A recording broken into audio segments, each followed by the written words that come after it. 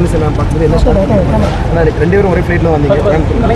இல்லைங்க, முதலமைச்சரையும் பார்த்தாங்க. எல்லாருக்கும் இன்னும் சாதாரணமாக பேசி நல்லா இருக்கீங்களா அப்படின்னு கேட்டுட்டு தான் வந்தோம். அவங்களும் ஒரு நிகழ்ச்சிக்காக வந்துட்டு இருக்கோம் அப்படின்னு தமிழகத்திலேயே வந்து பெண்களுக்காக வந்து இந்த பகுதியில் அது குறிப்பாக கொங்கு மண்டலத்தை தேர்வு பண்ணது என்ன காரணம் மேடம்? எப்படி எடுத்துக்கலாம்? இல்லை, எல்லா பகுதிகள்லையும் வந்து நடத்த போகிறோம் மகளிர் மாநாடு. முதல் மாநாட்டை இங்கே நடத்த வேண்டும் என்று இந்த மண்டலத்திற்கு பொறுப்பேற்றிருக்கக்கூடிய திரு செந்தில் பாலாஜி அவர்கள் கேட்டுக்கொண்டார்கள்.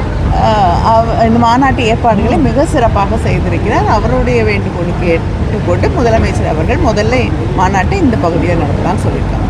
நிச்சயமாக எல்லாரையும் ஆச்சரியப்பட வைக்கக்கூடிய அளவிற்கு முதலமைச்சர் அவர்களை மகிழ்ச்சி அடைய செய்யக்கூடிய அளவிற்கு ஒரு மிக பெரிய வெற்றியை மேற்கு மண்டலம் ஈட்டித்தரும் என்று நம்புகிறேன். என்ன திட்டங்கள் எந்த அளவுக்கு ரீச் ஆயிருக்குன்னு நினைக்கிறீங்க மேடம்? மகளிருக்கான திட்டங்கள் கடைக்கோடி வரை எந்த அளவுக்கு ரீச் ஆயிருக்கு? இன்னைக்கு சாயந்தரம் வரக்கூடிய கூட்டத்தை பார்த்தாலே உங்களுக்கு தெரியும் வந்து எவ்வளோ ரீச் ஆயிருக்கு. என்ன மாதிரி ஏற்பாடுகள் பண்ணியிருக்கோம்? மகளிர் மட்டும் கலந்துக்கிறாங்க. இல்லை, மகளிர் யாராக இருந்தாலும் திமுக மாநாட்டில் வரக்கூடியவர்கள் பாதுகாப்பாக வந்து பாதுகாப்பாக போகக்கூடிய பொறுப்பை திராவிட முன்னேற்ற கழகமும் மாவட்ட கழக செயலாளர்களும் ஏற்றுக்கொள்கிறார்கள்.